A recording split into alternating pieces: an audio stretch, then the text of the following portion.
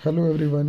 इस video lecture में हम लोग biotechnology NCERT line to line का पार्ट 2 करने वाले हैं। Part 1 is from chapter 1 of unit number 4 and part 2 is from chapter number 2. Chapter number 1 was all about principles and the concept related to biotechnology. Chapter number जो 2 है वो application part पे based है। मतलब biotechnology के जो हमने techniques और बेसिक कॉन्सेप्ट चैप्टर नंबर 1 में पढ़े, उसकी क्या क्या प्रैक्टिकल एप्लीकेशंस हैं, किन किन फील्ड के अंदर हम लोग बायोटेक्नोलॉजी को यूज़ करते हैं for the benefit of human Mankind, वो हम आज पढ़ने वाले हैं। सबसे पहले यहाँ पे बेटा बायोटेक्नोलॉजी की जनरल कुछ एप्लीकेशंस लिख रखी हैं, जैसे biopharmaceuticals, therapeutics, diagnosis, genetically modified crops, food, bioremediation, water treatment, energy production. मतलब ये कुछ आपको याद रखनी है, इनके बारे में डिटेल में आप पढ़ेंगे। जैसे बायोरिमेडिएशन का मतलब होता है जैसे पानी में से, समुद्र में से ऑयल निकालना जो एक्वेटिक लाइफ को अफेक्ट करता है। वेस्ट ट्रीटमेंट तुम्हें पता है, एग्रीकल्चर के अंदर बहुत सारी क्रॉप्स बनती हैं बायोटेक्नोलॉजी से। फिर रिसर्च एरियाज लिख रखे हैं, providing the best catalyst in the form of improved organism. वो कह रहा है कि इम्प्रूव्ड ऑर्गेनिज्म बनाना, नॉर्मल ऑर्गेनिज्म के अंदर कुछ करेक्टर इन्फ्यूज करने। Clear. Creating optimal condition through engineering a catalyst to act and downstream processing to purify. बेटा ये रटना है कि ये कुछ फील्ड के अंदर बायोटेक्नोलॉजी ने काम किया, हालांकि इस पर क्वेश्चन नहीं आएगा। नेक्स्ट पेज पे दे रखा है ग्रीन रेवोल्यूशन। ग्रीन रेवोल्यूशन का कॉन्सेप्ट आपको पता है बेटा, फर्टिलाइजर्स वगैरह का यूज़ करके कैसे हम क्रॉप की यील्ड को बढ़ा सके। बट वो कह रहा है कि ग्रीन रेवोल्यूशन ने कल्टीवेशन का प्रोसेस तो इंक्रीज किया, food supply, but human population इतनी तेज़ी से बढ़ रही है कि ग्रीन रेवोल्यूशन उसके लिए सफिशेंट नहीं था, तो इसलिए हमें बायोटेक्नोलॉजी की हेल्प लेनी पड़ी। देखो जहाँ पे भी कन्वेंशनल ब्रीडिंग की बात आती है वो पॉसिबल नहीं होती हाई पॉपुलेशन की एनर्जी डिमांड्स को मीट करने के लिए। नेक्स्ट पेज पे बेटा कुछ टर्म्स दे रखी हैं, यहाँ वीडियो पॉज करके बेटा अपने पास कॉपी में लिख लेना कि इन टर्म्स में से हो सकता है कुछ ना कुछ आपको मिल जाए, क्योंकि ये पेज अभी इंट्रोड्यूस हुआ है कुछ ईयर से पहले, किसी और चैप्टर का पार्ट होता था। टिश्यू कल्चर का मतलब क्या होता है बेटा, प्लांट का एक छोटा सा पार्ट लिया और उसको ग्रो करा दिया। अब वो छोटा सा पार्ट होता है एक्स प्लांट। क्या होता है? X plant.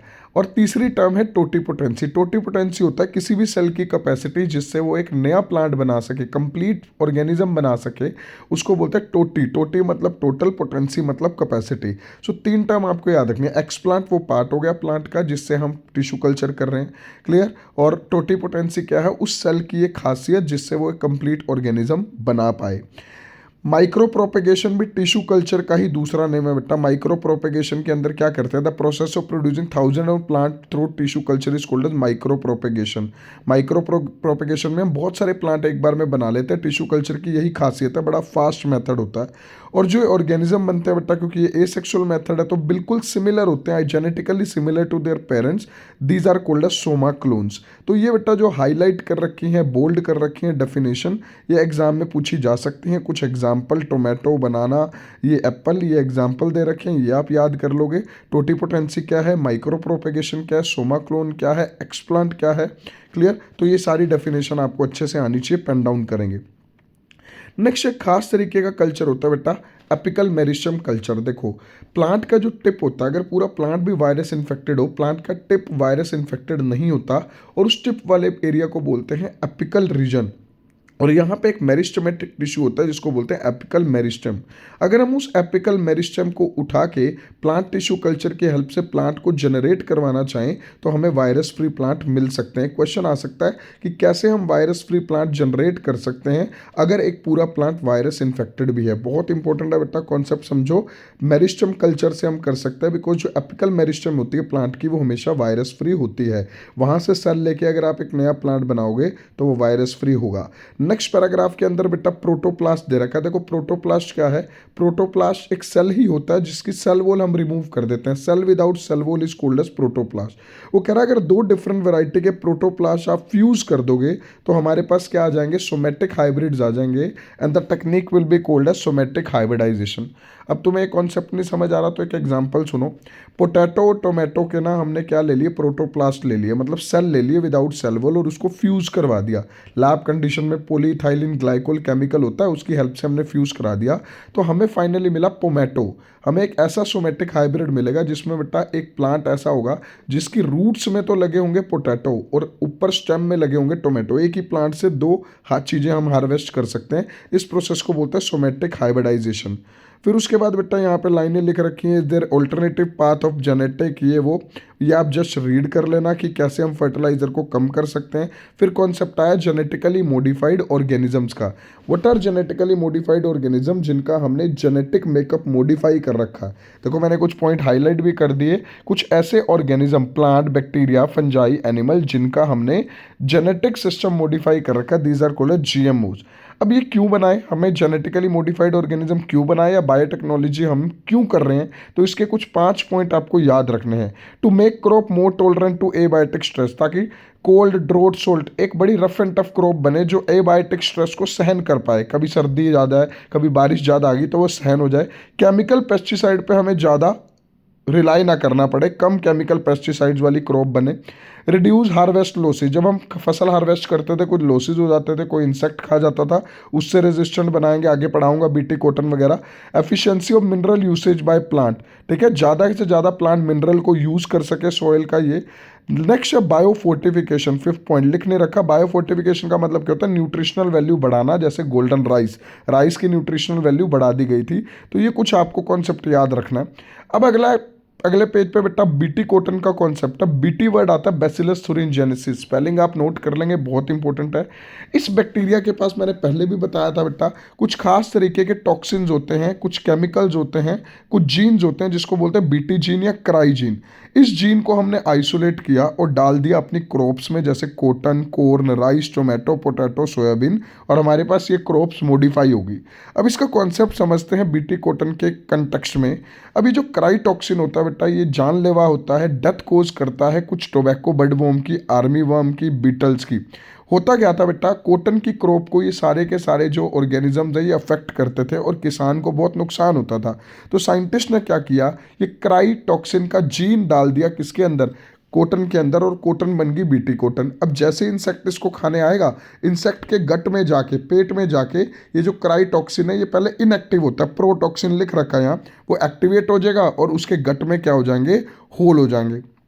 आपको मेनली क्या करना है बेटा, कॉन्सेप्ट इसका समझना क्या है और उसके बाद रटने वाले पार्ट भी करने हैं, जैसे क्राई 1 AC, क्राई 2 AB लिख रखा, cotton bollworm, cry 1 AB corn borer. ये याद कर लेना, MCQ में आएगा कि कौन सा जीन किसके लिए रिस्पॉन्सिबल है। दूसरा इसका कॉन्सेप्ट आपको पता होना चाहिए कि जो टॉक्सिन पहले टॉक्सिन होता है, इनएक्टिव होता है, वो एक्टिव क्यों हो जाता है? क्योंकि बेटा उसको एक्टिव होने के लिए अल्कलाइन पीएच चाहिए होती है, जो कि इंसेक्ट के पेट में, मिड गट में मिलती है।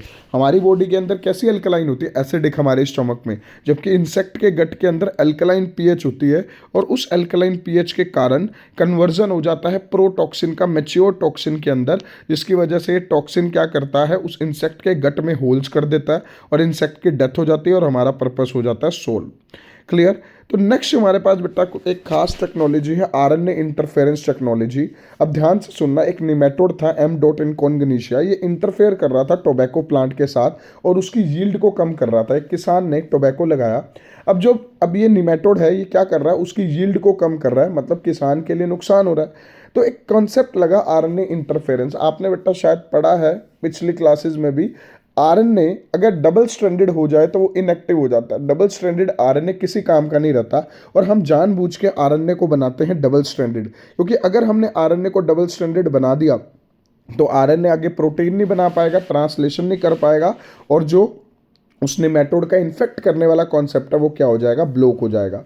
यहाँ पे लिख रखा है the source of this complementary RNA could be from an infection by viruses having the RNA genome और मोबाइल जेनेटिक ट्रांसपोजोन। देखो ट्रांसपोजोन्स क्या होते हैं, डेफिनेशन नोट कर लेना। These are the jumping genes. Jumping genes होते हैं जो जीनोम में अपनी पोजीशन चेंज कर सकते हैं। यहाँ पे क्या लिख रखा है बेटा, ये लाइन पे क्वेश्चन आएगा, यूजिंग एग्रोबैक्टीरियम वेक्टर। कौन सा वेक्टर यूज किया था? Agrobacterium. Nematode specific gene were introduce into the host plant. जैसे बेटा ये इंट्रोड्यूस किया तो ये जो डीएनए दोनों स्ट्रैंड बनाएगा, सेंस भी और एंटीसेंस भी। ये एक दूसरे के कॉम्प्लीमेंट्री होंगे। कॉम्प्लीमेंट्री होने के कारण ये डबल स्ट्रैंडेड आरएनए बना देंगे। Double stranded RNA already silenced होता है, डबल स्ट्रैंडेड आरएनए आगे कन्वर्ट नहीं होता प्रोटीन में। हैंस हम बोल सकते हैं यहाँ पे कॉन्सेप्ट जो प्रोसेस है वो ब्लॉक हो जाएगा और हमारा प्लांट बच जाएगा from the nematode attack. Clear. ये वैसे कॉन्सेप्ट थोड़ा सा मुश्किल है, आप इसको डिटेल में पढ़ेंगे नोट्स में से। एनसीईआरटी की लाइन टू लाइन मैंने इसलिए करवा दी ताकि तुम्हें पता चले कि हमने क्या इसमें से पढ़ना है। नेक्स्ट अगर हम बात करें बेटा जेनेटिकली इंजीनियर्ड इंसुलिन। इंसुलिन आपको पता है डायबिटीज़ वाले पर्सन के लिए तो बेटा ये बून है। डायबिटीज़ वाले पर्सन को तो इंसुलिन चाहिए क्योंकि बॉडी नॉर्मल इंसुलिन बना नहीं रही।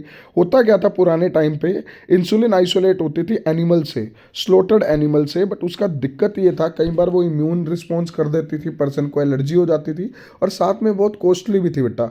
अगर किसी गोट स्लोटर्ड हाउस में से पेनक्रियाज ला रहे हैं, किसी एनिमल को जो स्लोटर किया जा रहा है उसका पेनक्रियाज वेस्ट है, उसमें से इंसुलिन बना रहे थे, वो कॉस्टली होती थी और कई बार एलर्जी भी करती थी। क्लियर। यहाँ लास्ट लाइन मैंने हाईलाइट कर रखी है, इंपॉर्टेंट है। देन उसके बाद एक लाइन लिख रखी है बेटा यहाँ पे, think about whether insulin can be orally administered to diabetic patient और नॉट, वाई। बेटा डायबिटिक पेशेंट को हम ओरली इंसुलिन नहीं दे पाएंगे क्योंकि हमारे माउथ के अंदर कुछ एंजाइम्स होते हैं जो उस इंसुलिन को क्या करेंगे, डिग्रेड कर देंगे।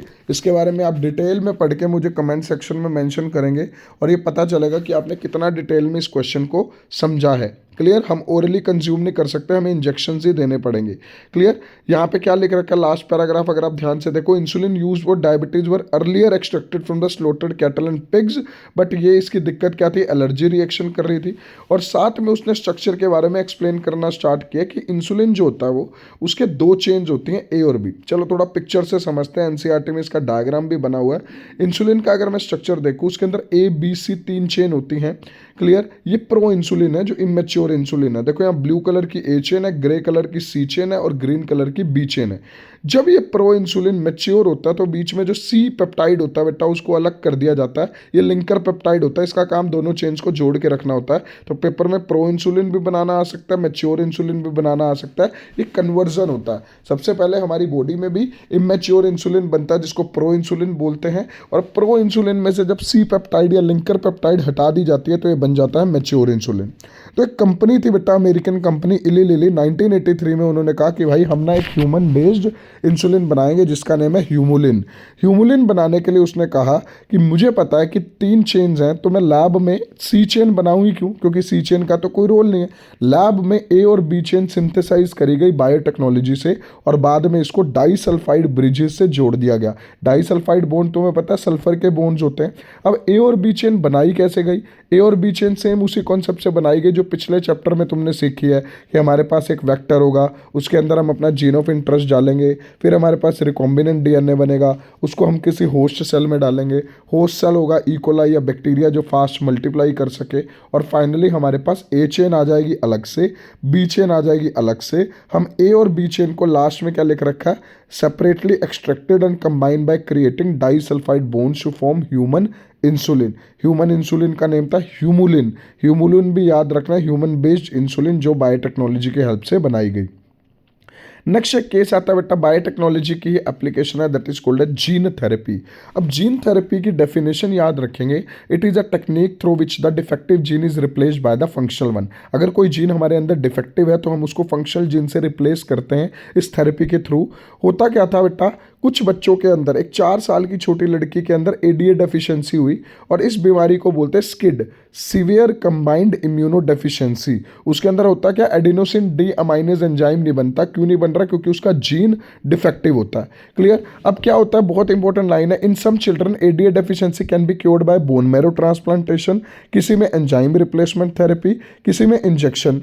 बट यहाँ पे ये सारे प्रोसेस क्या थे, ज़्यादा इफेक्टिव नहीं थे। क्लियर। पेपर में आएगा कुछ और टेक्निक्स भी बताओ जीन थेरेपी के अलावा, तो बोन रिप्लेसमेंट थेरेपी है, एंजाइम रिप्लेसमेंट थेरेपी है, बट सबसे असरदार जो हमारे पास आई वो थेरेपी कौन सी थी, जीन थेरेपी। इसके अंदर क्या करते हैं बेटा, as a first chapter word gene therapy, lymphocyte निकालते हैं। सिंपल सी बात सुनो, पेशेंट के हम लिम्फोसाइट्स निकाल लेंगे WBC, उसको लैब में इंजीनियर करेंगे। इंजीनियर कैसे करेंगे, फंक्शनल cDNA डालेंगे यूजिंग रिट्रोवायरस वायरल वेक्टर। ये याद रखना है बेटा, मैंने कल भी बताया था बेटा आपको, रिट्रोवायरसेस हम यूज करते हैं एनिमल सेल के लिए। तो हमने क्या किया, रिट्रोवायरस की हेल्प से जो फंक्शनल एडीए था, एडीए मतलब एडिनोसिन डीएमाइनेज, जिसकी कमी है, उसका जीन डाल दिया। जीन क्या डाला? सीडीएनए डाला। सीडीएनए होता है बेटा कॉम्प्लीमेंट्री डीएनए।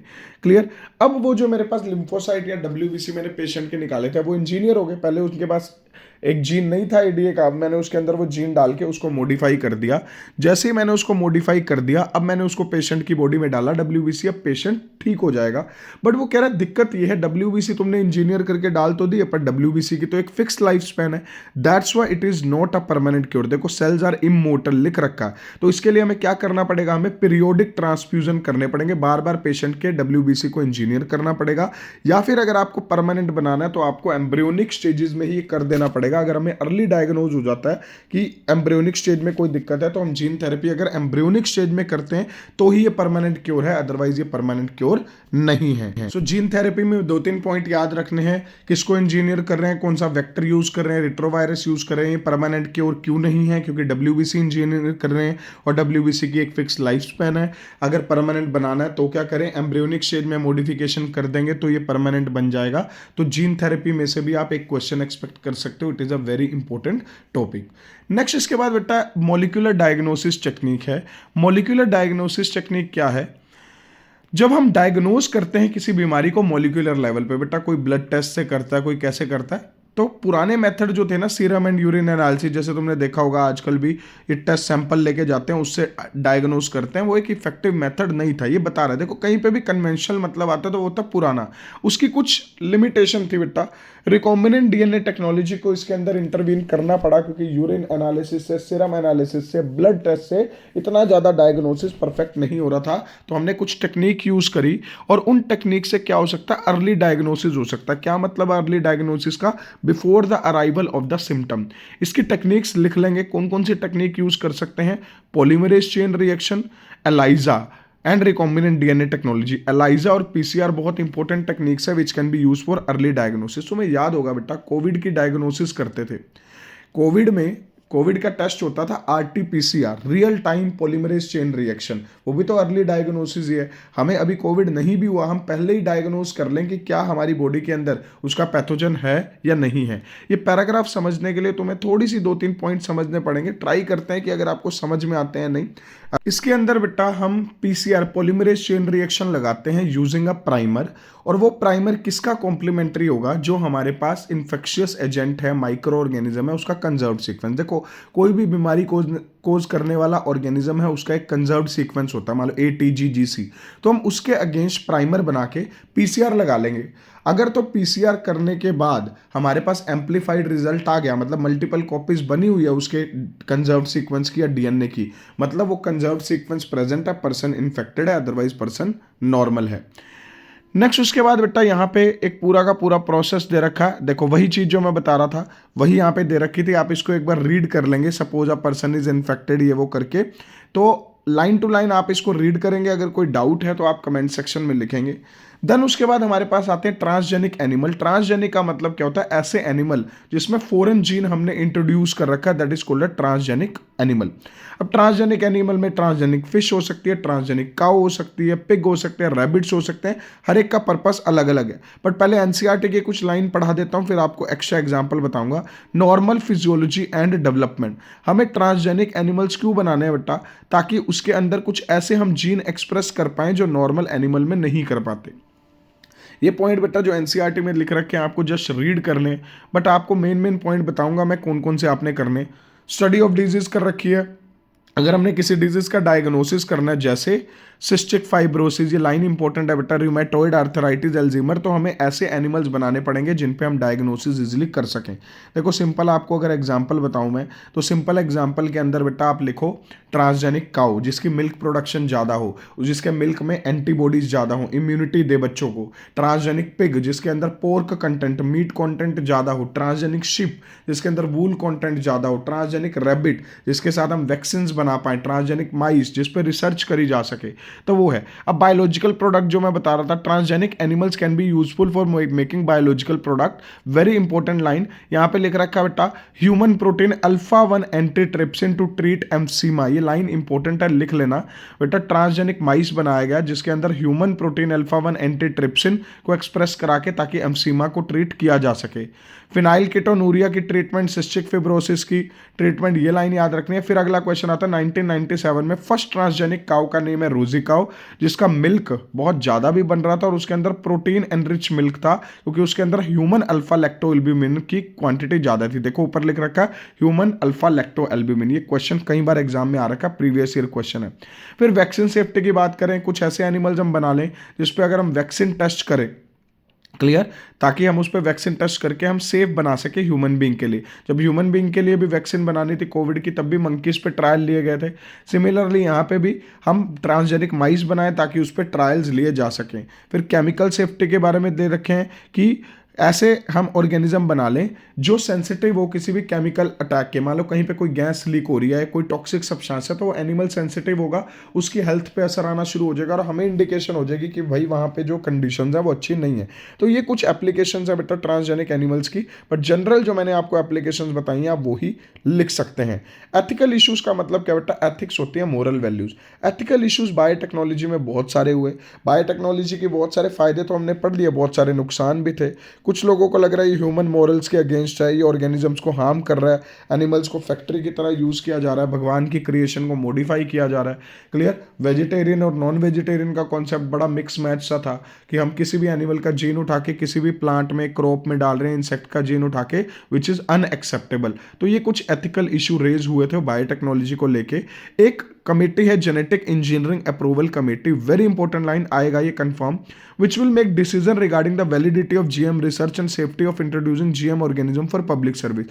ऐसा नहीं है बेटा तुम खुद से कोई क्रॉप बनाओ जेनेटिकली मॉडिफाइड और मार्केट में पब्लिश कर दो, एक कमेटी से आपको अप्रूवल लेना पड़ेगा, दैट इज कॉल्ड है GEAC। पब्लिक सर्विसेज के लिए ये सारा कौन इंश्योर करता है, GEAC। पेपर में क्वेश्चन प्रीवियस ईयर 10 बार कम से कम आ रखा है, expand GEAC mention its role. तो GEAC की फुल फॉर्म कर लेना, और इसका रोल क्या है, ये वैलिडिटी इंश्योर करती है जेनेटिक रिसर्च की और सेफ्टी को इंश्योर करती है कि पब्लिक सर्विसेज के लिए सेफ है भी या नहीं है। क्लियर। अब इसके बाद बेटा यहाँ पे लास्ट पैराग्राफ में पेटेंट के बारे में बात कर रखी है। पेटेंट क्या होते हैं, these are the special rights given to the inventor for his invention for a time period of 12 years. Clear. और जब ये ताकि कोई और, so that no one can else can use और commercialize his research without his consent, मतलब किसी की परमिशन के बिना किसी की रिसर्च यूज ना हो, एक्सप्लॉइट ना हो, तो पेटेंट। और अगर बायोलॉजिकल फील्ड में पेटेंट है तो उसको बोलेंगे बायो पेटेंट। अब इंडिया के पास भी बहुत सारे बायो पेटेंट्स हैं, और एक केस आता है बायो पायरेसी का। बायो पायरेसी का मतलब होता है जब कोई दूसरी कंट्री आपकी बिना परमिशन के आपका कोई निजी जो आपका इंटेलेक्चुअल प्रॉपर्टी है उसको क्लेम करने की कोशिश करें। यहाँ पे बासमती का एग्जाम्पल दे रखा है बेटा, जब आप पढ़ोगे आपको समझ में आएगा। अमेरिकन कंपनी ने बासमती राइस पे पेटेंट लेने की कोशिश की और उसको पेटेंट मिल भी गया US patent and trademark office से। अब इंडिया वालों ने कहा कि नहीं भाई, बासमती तो हमारी ओरिजिन है, इंडियन फार्मर्स ने ही इसको जनरेट किया है। तो बहुत ज़्यादा एक इशू क्रिएट हुआ था, बायो पायरेसी का केस बनता है। पेपर में क्वेश्चन आएगा what is bio piracy. Bio piracy होता है चोरी करना, ठीक है। और बायो पायरेसी का एग्जाम्पल बासमती राइस है। इसके अलावा बेटा टर्मरिक का एग्जाम्पल और नीम का एग्जाम्पल भी आपको मिल जाएगा, जब आप पढ़ोगे तो आपको समझ में आएगा। देखो डेफिनेशन लिख रखी है, use of bio resources by multinational company and other organisation without proper authorisation from the country and the people concern with that. ये डेफिनेशन अच्छे से कर लेना, राइस वाला एग्जाम्पल अच्छे से कर लेना। टर्मरिक की भी एंटीसेप्टिक प्रॉपर्टीज हैं, क्लियर। ऐसे नीम की एंटीसेप्टिक प्रॉपर्टीज हैं, उसको भी एक्सप्लॉइट करने की कोशिश की गई थी। तो ये एग्जाम्पल आप पैराग्राफ से पढ़ोगे। लास्ट लाइन लिख रखे, the Indian parliament have recently clear the second amendment of the Indian patent bill that takes much issue into consideration. वगैरह इंडियन पार्लियामेंट में भी ये बात उठी थी, कुछ रूल्स बनाए गए हैं ताकि ये सारी प्रॉब्लम्स को ओवरकम किया जा सके। तो बायोपायरेसी क्या है, बायोपायरेसी के क्या क्या नुकसान है, बायोपायरेसी से कैसे बचा जा सकता है, by giving them patent. Bio patent दे दो, किसी की भी कोई रिसर्च है निटी, जैसे बासमती राइस है तो उस पर पहले ही बायो पेटेंट मिल जाना चाहिए था जल्दी।